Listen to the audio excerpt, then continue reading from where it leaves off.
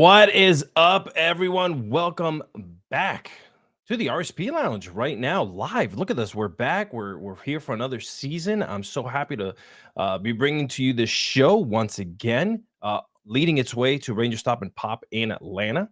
Like I've done before, I'm gonna have some really great guests on here, and we're just gonna be bringing you guys as much content as possible, some amazing interviews, some great talks, and it's all going to be chill. I'm not going to be sitting here grilling people or targeting their heads off. I want them to bring their expertise and what they've done and who they are to you guys before the big con, and hopefully get you guys out there to join us. So without further ado, my friends, today, that's right, I have a very special treat.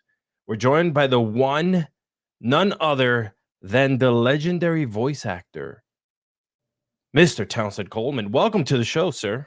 Hey. Thanks, Alex. Good to see you.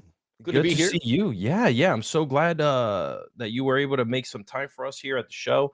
I know you're a very busy man. Maybe Well, not sure. yeah, I'll tell you what, the con thing has just been, off the hook. So we're doing That's tons of cons. Looking forward to seeing you at Rangerstop down there in the ATL, as they say. Yeah, we're gonna bring you over from all the way from Los Angeles. So get ready right. to come have some fun in hot Atlanta, as they like to say. Atlanta. So I like to introduce our guests, and I like to, put a little blurb out there about them. So, sir, I'm about to serenade you with some love here, and let our chat know a little bit more about you. All right. This is the man behind some of your favorite characters, guys, from your childhood and beyond, from voicing Michelangelo, obviously in Teenage Mutant Ninja Turtles, to Tick and the Tick.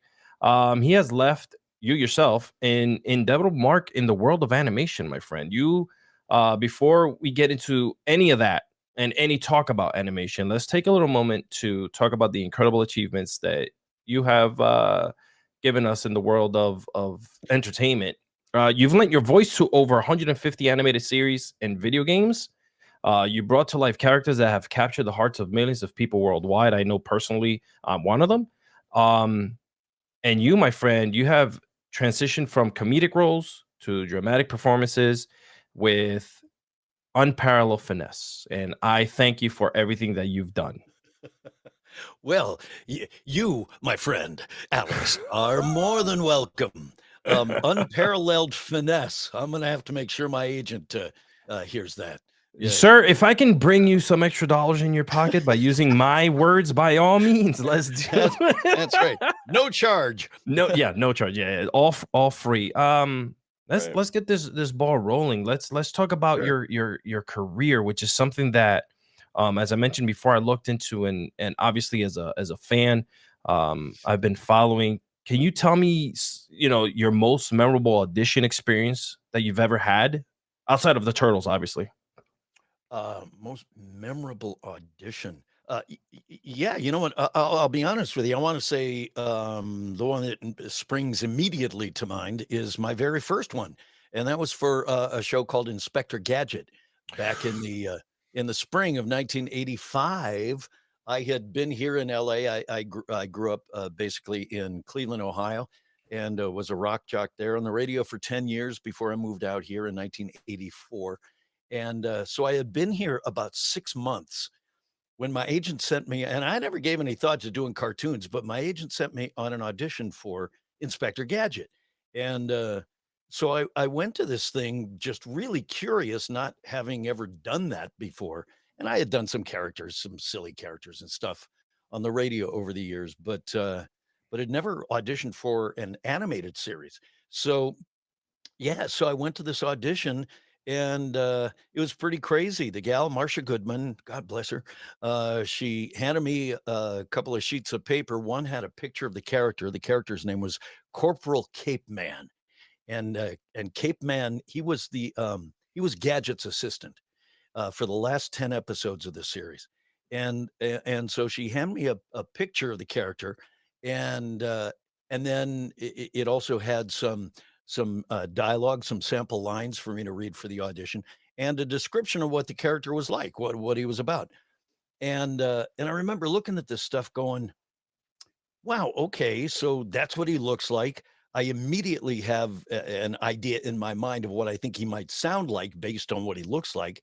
And so I read the description of the character and so I did this character for and it was crazy too because it was just in an office building. It wasn't in a studio or anything like that. I was just sitting in her office. She had a little Radio Shack cassette, uh, uh, uh, cassette player, recorder, and a little Radio Shack mic sitting on her desk, and that was it. So so I did what I thought he might sound like for her, and she loved it. She, laughed, and so we played with that for about 10, 15 minutes, and that was it. You know, it was just sort of this cool collaborative process that I thought, "Wow, okay, so this is what this is like. This is pretty nutty."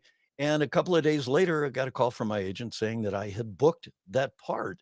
And a couple of days after that, I found myself in a studio, a little studio over in Burbank, called B&B Sound with, there were just 4 of us in the studio. There was Maurice LaMarche, who I did not know. There was Frank Welker sitting between Mo and me, who I also did not know. And then there was Don Adams sitting to my right on the other side of me, who I did know. I mean, I didn't know him personally, but I certainly knew who he was.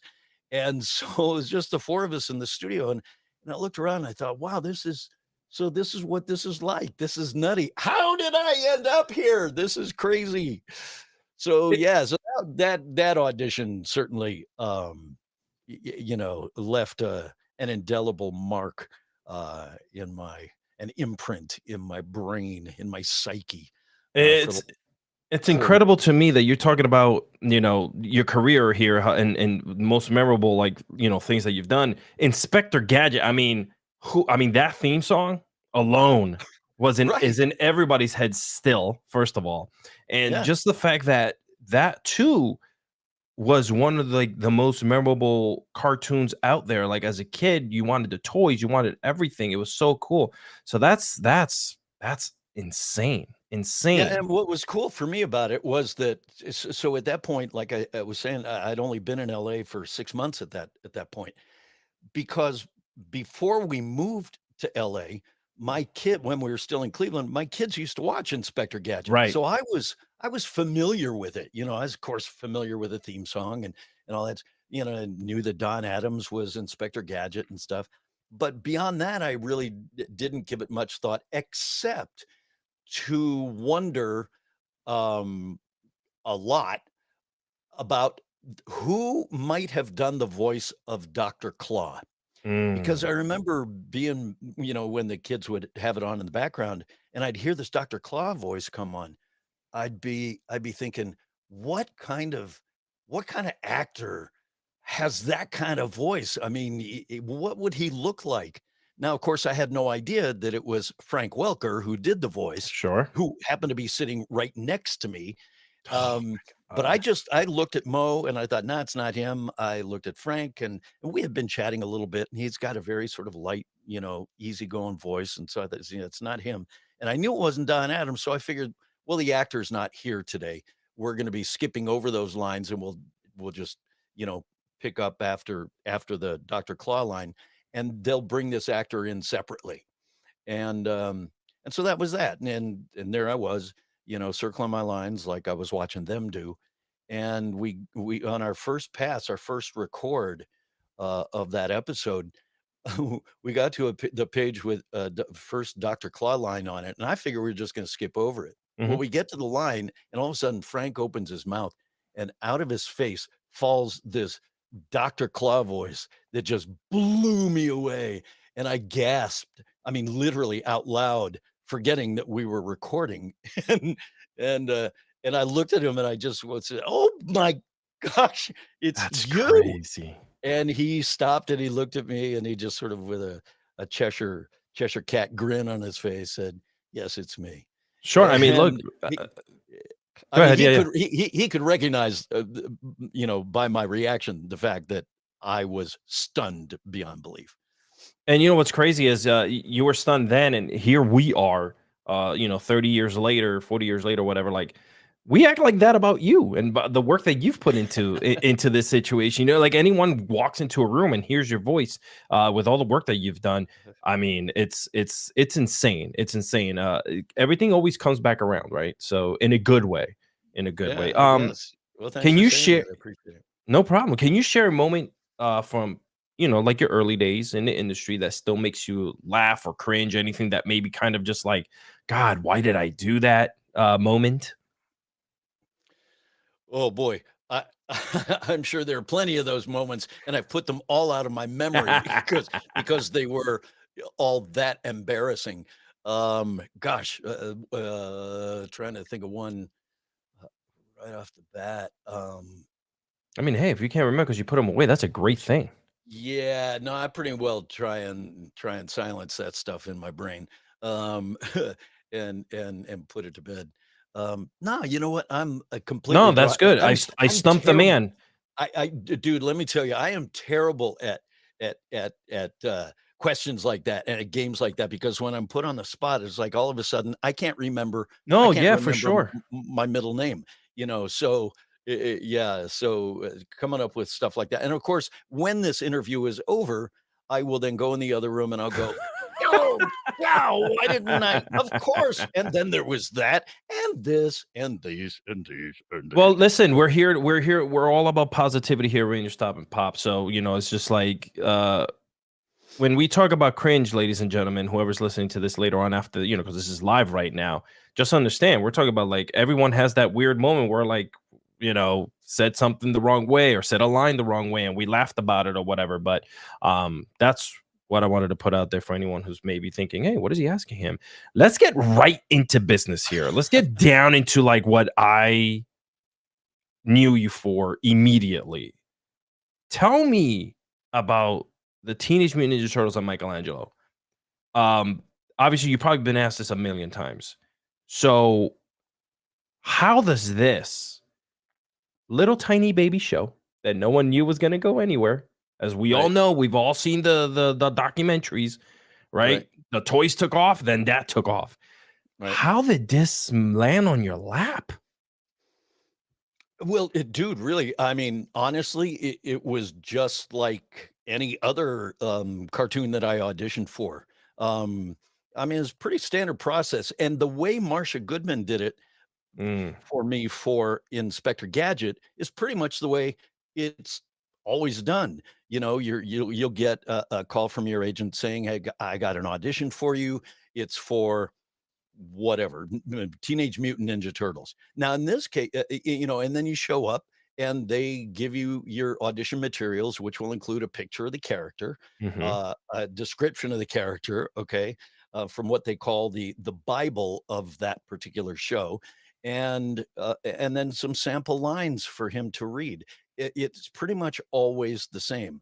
Um, Now, in some cases, I'm trying to think. In some cases, they will ask you to come up with, in addition to that, perhaps some ad lib stuff. Okay, Okay.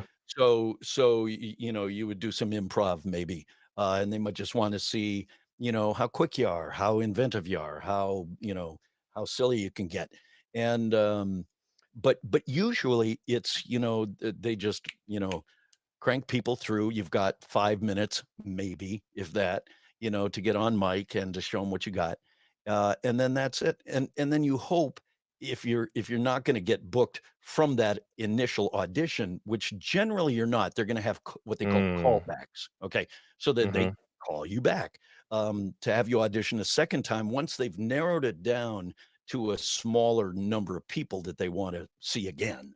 Okay.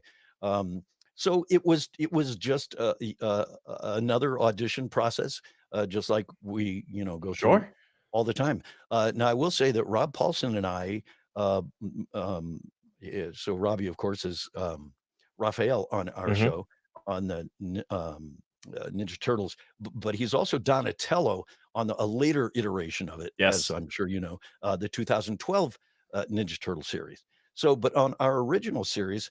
Um, Before we auditioned, Rob and I were both working on a show called, well, look at this.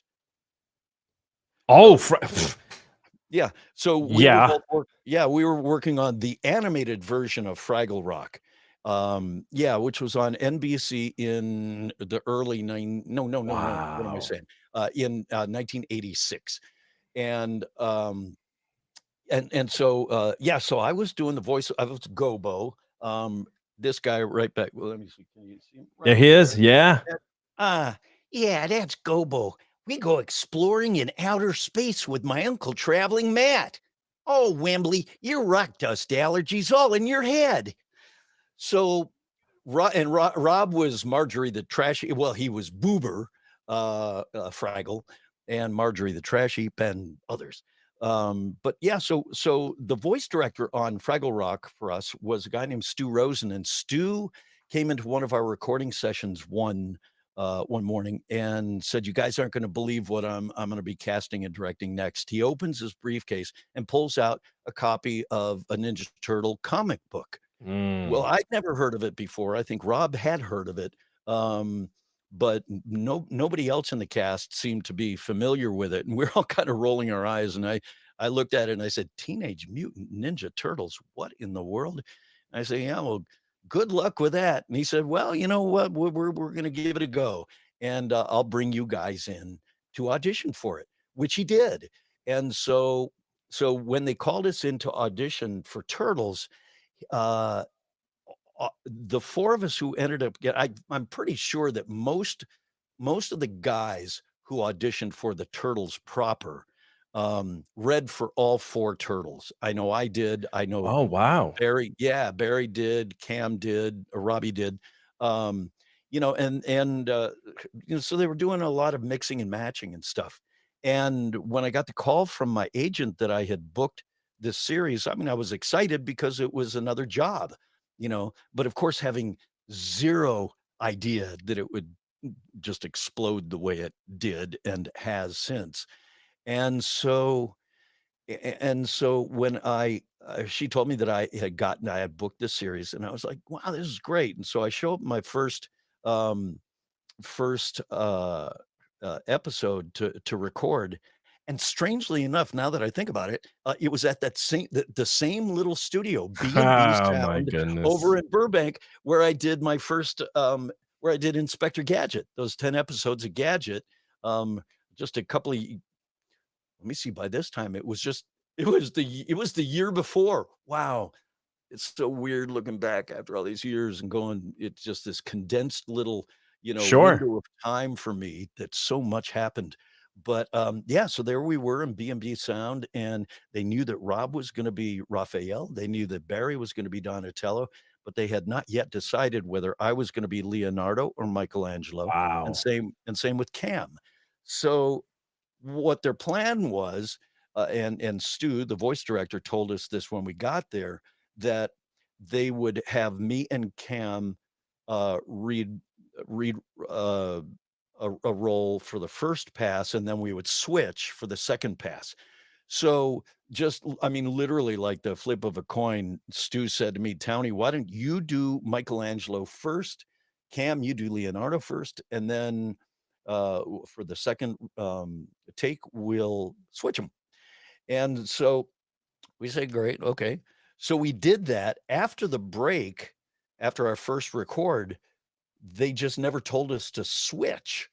And I said to Stu, I said, "Do you want me to do Leonardo now and have Cam do Michelangelo?" And he said, and his mind, he was too busy putting out fires elsewhere. He said, "No, just leave it the way it is for now, and we'll worry about it later. Just stay Michelangelo, and Cam, you do Leonardo, and then we'll worry about it later." And I'm thinking, wow, worry about it later. Uh, how are you going to do that unless you bring Mhm. us back in to redo our lines, um, which of course they never did. And so I just by I pulled the long straw, I guess, and got Michelangelo and stayed Michelangelo for the rest of my days. That and And then Cam, that's history, my friend. The yeah. voice. Where did the voice come from? Was it something that you initially thought, all right, he needs to be like this, Southern California sounding person? Tell me how did that come about? Yeah. Okay. So So like I was saying, when they give you your audition materials, they give you a description of what the character sounds like. And very often, if the creators, the producers and writers have a certain uh voice quality or a prototype in Hmm. mind, they'll put it down on the audition sheet. And so in this case, they were looking for sort of a Sean. They were definitely looking for a surfer dude, Okay. and so they used Sean Penn from Fast Times at Ridgemont High as yeah, as the prototype. So I thought, okay, I kind of know what that sounds like. So I just gave it kind of my Sean, Penn, sort of a not too burnt out, but a bit of a bit of an airhead, and kind of, was, I mean, yeah, he was a doper, but not too much. So, you know what I mean? So Sure. yeah, so that's where I started with it, and we kinda played with that, and but, I mean, that was what they were looking for. They were actually asking for that, Yeah. surfer dude kinda Oh, thing. nice. I So didn't. I Okay. yeah, so I did my version of that, and Cam did his version of that, and Rob and everybody else who auditioned for it did their version of Sean Penn at in Wow. Fast Times at Ridgemont High. So, yeah, so that's where that came from. I mean, you've set the line from Inspector Gadget, great theme song. Turtles, I mean, Fraggle Rock, great theme, which I still sing in my head. Din, din, din, din, din. Townsend Fraggle Rock. Din, din. Like I've been Right. singing that song as of late in my head because they put it up on Apple TV, so Right, exactly, you can and watch it the again. Alex, the cool thing about that is that we actually got to sing that theme song. So Oh, very nice. they didn't just use the theme song from the Muppet version of it. We actually Right. re-recorded it, like, bar for bar, note for note, line for line. Oh It was my great. In fact, I god. have I have video of that recording session of us recording the, theme song for Fraggle That's Rock. so cool. I Yes. mean, I remember watching Fraggle Rock. I didn't have like when I finally got cable and I was watching, I was like, "This is cool as hell." Like, I was into like not big into Muppets, but this show specifically got me hooked. Like, I don't know why I Right, wanted to watch it. I guess it was right. just the silly characters and just Yeah, the craziness of it all. yeah, Um, it was fun. yeah. So now we're almost coming to the end of the show here. I don't want to keep you too What? long. Well, No, I mean, can't be. I usually go about 30 minutes. If you're okay going like 5 or 10 over, we're fine, or Sure, whatever you wanna do. sure. Um, the success of the Turtles after that initial first couple episodes, I mean, it blew up with the movie and everything. Did you ever or did they ever approach you about voicing movie characters? Like the actual or they just didn't wanna go with any of No, that and stuff? no, they didn't, and not only That's that, I ridiculous. mean, we had read in the trades that there was a live action movie coming out, and we were all thinking, "Well, if it's live action, they've gotta have guys in suits He's for the correct. turtles, which means they're gonna need voices, right?" And Yes. we are the turtles. We've been on the air for about 3 years at that point. Yep, yep. Um, and, uh And so we thought, well, of course they're going to be using us. And they weren't calling, and they weren't calling, and they weren't calling. And our Wow. agents were, trying to get a hold of them. And finally they did. And the producers said, no, you know what? We're good. Wow. We've got our own crew. And so you don't want to use our guys? Nope. We were going in a different direction. Come to find out, and we didn't know this back then, but come to find out all these years later that, they specifically didn't want them to sound like the cartoon. They wanted them to have Wow. the whole vibe all their own. It was like it was a whole franchise. It was like a whole wing of the franchise, Got it. still the same franchise, but a whole different feel. Yeah. Okay. So, and, honestly, Alex, looking back on it now, I think is a brilliant move. Because every iteration of Turtles that has come out over the years has had its own look, sound, feel, Very just true. in terms of the characters Yes. and the way they're written, and, their relationships and stuff. So we found out that, they didn't want it to sound like our original cartoon. Our cartoon really, admittedly, was geared toward younger kids, 100%. and Yes. and it was, very silly, for the most part. Um, And they didn't want that. They wanted something, of course, the comic books, the original comics We're were dark. yeah, real dark, which is nothing like our series, you know. No, you guys didn't So even use your weapons. I remember that's looking back, like you would just carry them. You were that's carrying right. your nunchucks, but never hit anyone with them. That's right. Until they figured nunchucks were way too dangerous, and we'll give them a grappling hook. Yes, A a what? grappling hook. Yes. Okay. Wow, I do a lot of damage with that, huh? When the life cycle of that show starts coming to an end, uh, what do you and the rest of the team start feeling like? How was that like? Because let me tell you something, it was just everywhere. I was a fat boy, so I was eating my turtle pies, which God only knows what kind of chemicals those things brought, but I was eating Right. all of that. Anything turtles, I was just soaking it in. I have a mantle here just full of turtle figures now from the past and all the way up to the new ones that just came out. Um, Right. so insane to me. How was that? Like, because you guys, that was a big high. That was the turtle wave was in effing insane. Boy, howdy. Yeah, it was. And, and we were riding that way. But you also got to understand that. So we went 10 seasons. Yes. And for us, that was, it felt like a long time. We were Yeah. grateful for the work, no question. And we loved what we were doing. But we were also all doing other things as Got you. well, you Yeah. know. Got And you. and so I think we were all in very different places in our lives, and Mm, it was great to see each other and work with each other all the time, in the studio. However, um, we were also very busy doing other things as well. By that time, I had gotten into doing network promos. For instance, I became the comedy voice of NBC for 16 years. So really?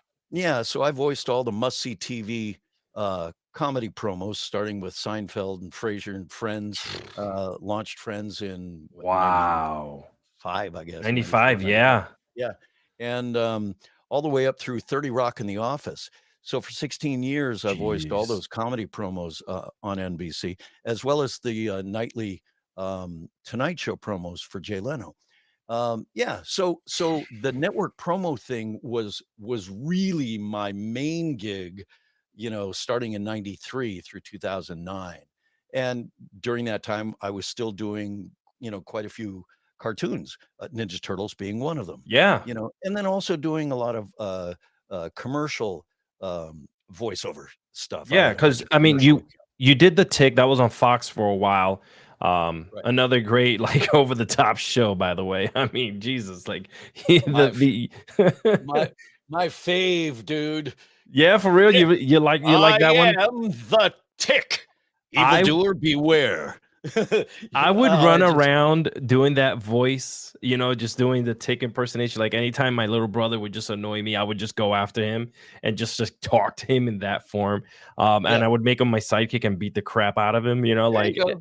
That Just show was, I mean, the 90s were so different, man, than it is today. But they were so great. oh, I Yeah. love it. Did you I ever tell your love it. brother, "Yeah, well, don't count your weasels before they pop, dink." My favorite line. That is Oh my so now god. that show was on for a while as well. Obviously, they did like some other like the live action one as well years later. Just Mhm. didn't hit the same at all. I was just like, yeah, no, this ain't it. Um, Yeah, we now did three seasons of the animated of the version. animated, yeah. Yeah, and then the Patrick Warburton live action version came out around 90 or so, 90 91, and then, but then they did another live action version on Amazon Prime Yes, about they did. That's the 5 one. Yeah. 5 or 6 years ago, yeah, that I was Yeah. also on, but not as the Tick. Yeah, I did the voice of Midnight, a black German Shepherd, That's who was an awesome. author who had written a book about survivor's guilt and was on a book tour. You Oh, were brought man. back, am I right or wrong, with for the 2012 series when they did that crossover where like the different Yeah, dimensions? for the Um, Turtles, you yes, mean? for the Yeah, turtles, yeah. right. So Yep, that yep, that yep. was in the mid 2014 or whatever. Like I remember watching that Uh-huh. and saying, "Wait a second, like this is really cool. Like they brought you all back." Obviously, Yeah, Rob was already doing Donatello there, and he just kind of just flip flop. But and he got to um, talk to himself. he 'Cause they wrote he this great did, scene where he did. Donatello is talking to Raphael, the original Raphael, and it was hilarious. Yeah, Transdimensional Turtles was That's what it was. Yes. episode. Were you like really excited to kind of take the mantle again and do that Heck, those scenes and be part of it again? heck yeah! You Yeah. know, to be in the studio over at Nickelodeon, Yeah. you know, with all the cats, you know, and Greg Sipes and Seth Green, you know, Sean Astin. Just It was insane. beyond. It was a blast. Yeah. So cool. Um what and like what are some of the things that kept you busy in the last couple years? What have you been doing? Like bring us into your life. Like what's new? Well, so the last regular gig that I was doing up until about a year ago was again it was promo stuff.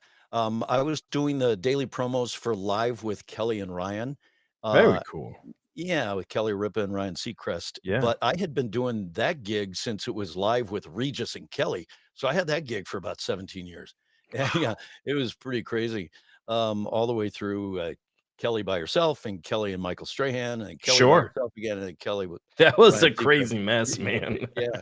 So, but I was replaced on that about a year and a half ago, and so basically now, so I work on a radio drama called Adventures in Odyssey, and I've been doing that for about well, I've been doing it for about 30 years.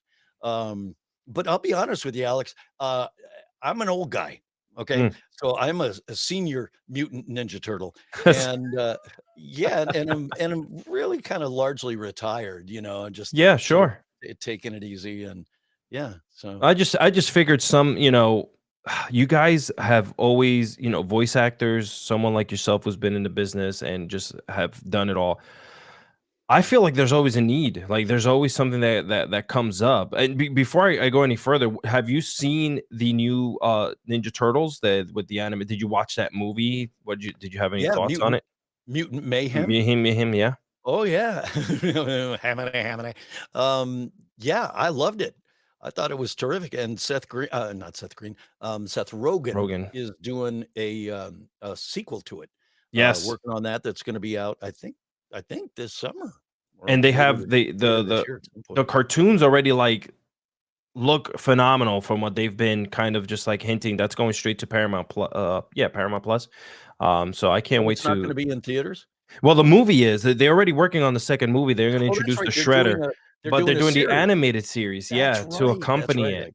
Yeah, I so heard I'm about that. I'm just a child at heart, man. I'll be turning what 41, I think, or 42 on Saturday, and Right. I'm living in that era. I haven't moved from that era, from the stuff that you have given us. It's just insane. Tell Nothing me a little wrong with bit. that, boy. Nothing at all. Tell me a little bit about your the convention scene. How have you been liking it? Is it new to you? Um, Oh, it's insane, by the way, because you guys, the conventions are everywhere, yeah, everywhere. So tell they me, are. how do you like this stuff? Yeah, there's one, you know, popping up every weekend, it seems. I love it. You know, we've been doing it. The four of us, turtles, have been going out together for about 10 years I now, love that. doing these cons. And when we're lucky enough, we get Renee Jacobs, who is the voice of April O'Neil, Yeah, on the bill with us, and we always love that. So yeah, I love it, and you know, it gives us the opportunity to see each other and still maintain our connection viscerally um after all these years. You know, we're I mean, we really truly are brothers, it's and true. Yeah, we get along so well and we love each other so much. So to, you know, have this great blessing of being able to go out and do these cons together, yeah. you know, every couple of weeks is or every, you know, month or so.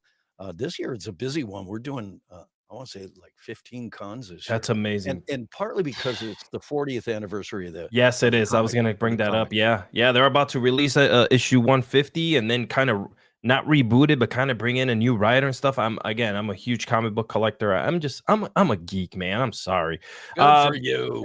before we let you go, I got 5 super quick questions. You can answer them, not answer them. You can say, nah, don't even. It's Oh, I just do, but you gotta make sure you make it easy for me, okay? rapid fire, rapid Okay, fire. oh, no, here we go. And I'm Um, glad you brought that voice because that's the very first one. Do you have any hilarious moment recording lines for Michelangelo? Anything like with the group or anything like that that made you just pop and laugh out loud? ag again, I'm sure a million times because it's always like that in the studio with these goons, but, Sure.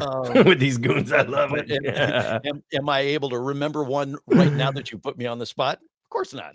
All good. All good. I love it. Just the fact that you called each other goons makes me super happy. Any special turtle theme episodes that really stick to you at all? Like even that 2012 coming back and doing that, anything? Yeah, Um well, obviously, that was super special. You know what? I will just say this, and I'm gonna tie this into the cons that we do. Um, while I'm not gonna name for you a specific episode, sure. what we have come to learn over the years from meeting fans face to Hmm. face now, rather than like just fan mail and stuff, Yeah. is seeing the faces, hearing the voices, and hearing the stories, Yes. uh, from these fans about what Ninja Turtles meant to them, and in so many cases, what it taught them. Did we think we were teaching anything, of value? No, but come to find out that, yes, we were, and the way these episodes were structured in so many cases, really spoke to kids, especially kids who were going through tough times. Yes. That Ninja Turtles became something, it was a touchstone for them and something that they could hold on to and would get them through a tough time, whether their parents were splitting up or they were going through health issues or they're getting bullied or whatever. um, we had no idea back then, of course, that we were imparting something that would hit home like that with kids. But we get the opportunity now to meet 41-year olds such as yourself, Like my out, uh, yeah. you know and hear the stories about what it was like when you were 7 years old and XYZ. And so while I don't have a specific episode to speak to that, Right. there was something about the series as a whole that Sure. seemed to have that kind of, um, vibe consistently, for so many kids, and man, what an honor that is, and a privilege, and how grateful all of us are to have been a part of something that would have that kind of impact on Yeah, kids, I you agree. know, Yeah, no, positively. that's awesome. Well, you answered question number 3, so that's taken out of there. The connections that you have with fans in the conventions. That's let me tell you something. The fact that you take the time to listen to someone like me or a fan bring you that feeling, that moment, and as a 90s kid, listen, I love my parents, but TV raised me. So it was Right, Turtles on Saturday mornings and so right, on during the week, the reruns. and So that's it's so common, Alex. yes. Yeah. Yeah. Yeah. It never gets old, ever, ever, ever. And the four of us, when we're at cons, we are always commenting about this, how it does never get old. And Yeah. and how grateful we always are to hear these stories, and to get a sense of the impact that something that we did had on kids. Listen, there's nothing like, I mean, who wouldn't want to be a part of something where you go and meet fans and they come up and tell you how much they love something that you were a part Sure. of? Sure. However, the really special part about it is, I mean, and this has happened more times than I can count, but some big strapping guy, looking like a football linebacker will come up to me with his girlfriend, his little diminutive girlfriend, and come up to me and then and look at me, put out his hand to shake my hand, and then all of a sudden he like starts to like Welt up, yeah. shake Yeah. a little bit, and his eyes well up with tears, Yeah. and I know it was a little interesting the first time that happened, because I wasn't quite sure what was coming. Well, now, I know exactly what's coming, and I see what happens on the inside, because on the inside, this cat may be, 43 years old, or, 37 years old, or whatever, you know, but on the inside, he's still 6. Yes. And there was Yes. something about it, and like I was just saying, it harkens back to some really specific, special connection that that guy had with the Ninja Turtles when he was just a lad.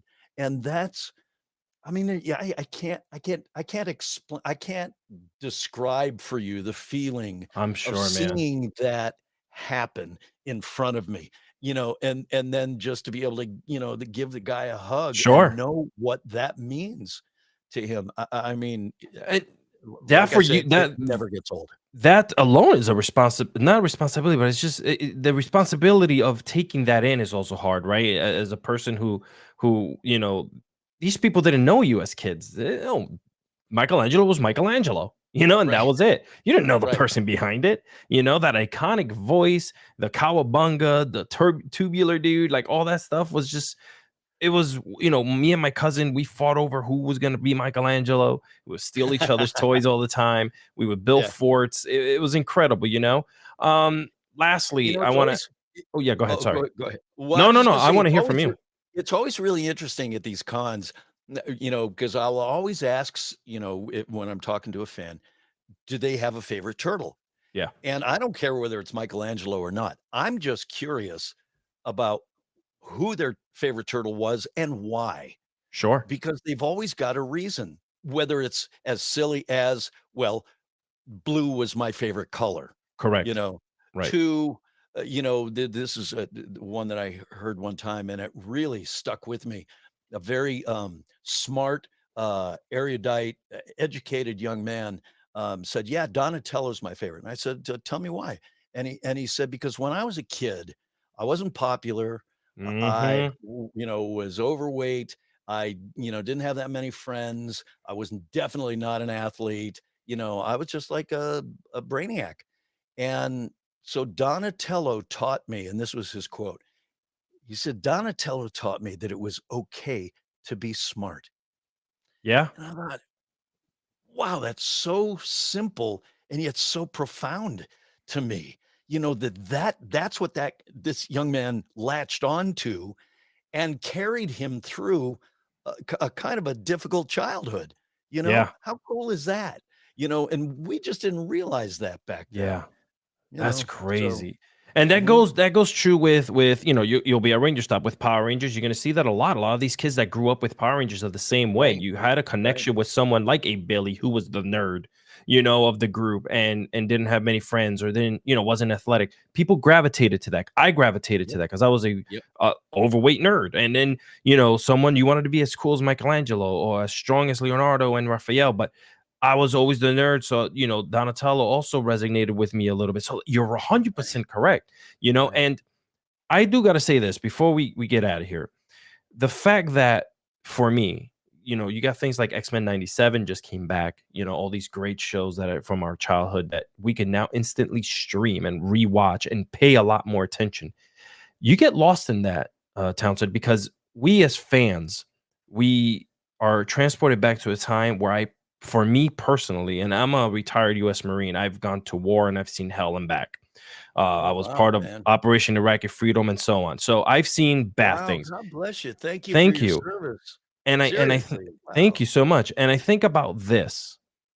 That was a time in my life where I was the most happiest because when I turned into an adult and I left and I learned how to, be in that world, in the military world, that stripped me from that childhood that I loved and cared so much.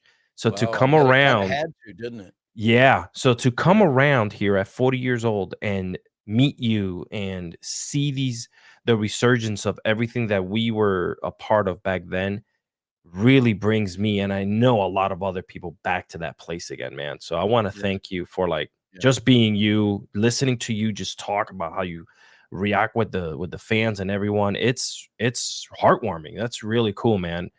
Oh, Um dude, it's my pleasure, my and honor. Really. And I can't wait to see you at Rangerstop and Pop. Ladies and gentlemen, if you haven't gotten your tickets, go to rangerstopatlanta.com, get your tickets. Coming Townsend and the rest of the Teenage Mutant Ninja Turtles, along with the incredible cast of other voice actors and Power Rangers that are going to be there. Last year was big, and this year's even bigger.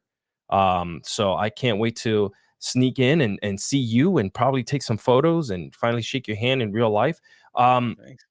Where are the best places that people, I mean, are you into social media? Are you staying current, you A know? little bit. I'll be honest with you, brother. I don't post hardly at all. I'm a fairly, private I'm the guy. same way. And, Sure. Yeah, yeah, yeah. and with my family and stuff, I just so yeah, no, I'm not real active on social media. Uh but I am. I mean, I'm on Instagram and Facebook and TikTok, Sure. Yeah. not TikTok, but Well, when I see you dancing in there or what? What's Twitter up? is what I X is what I was going to say. X, yeah, yeah. Yeah.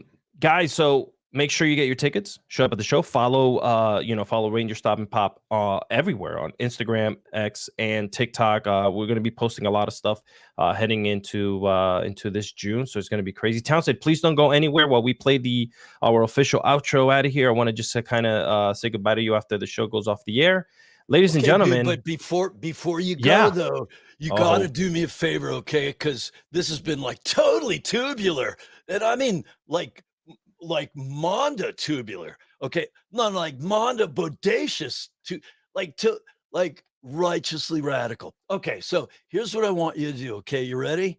let's So go. first of all, we got to order an anchovy and a hot fudge pizza. We'll hang in the old turtle lair. Okay. Does that sound good? All right. Oh, So, and then, dude, what I want you to do is you got to give me a turtle high 3. Okay. And you got to say cowabunga with me. You let's ready? go. Let's go. Okay. Actually, I'll tell you what. Yeah. Okay. That's what we'll do. Okay. Ready? 1, 2, 1, 2, 3. Cowabunga! Cowabunga! What a Whoa, great way to dude, get out of here. turtle power. That's awesome. Thank you guys. We appreciate you. Make sure you share this with all your friends and stay tuned. We got a lot more Ranger Stop and Pop RSP Lounge live coming. We'll be back again in 2 weeks, and I will be posting who our guests will be shortly. So stay tuned. Townsend, don't go anywhere. Thank you guys. Appreciate you. All right, buddy. Thanks. When you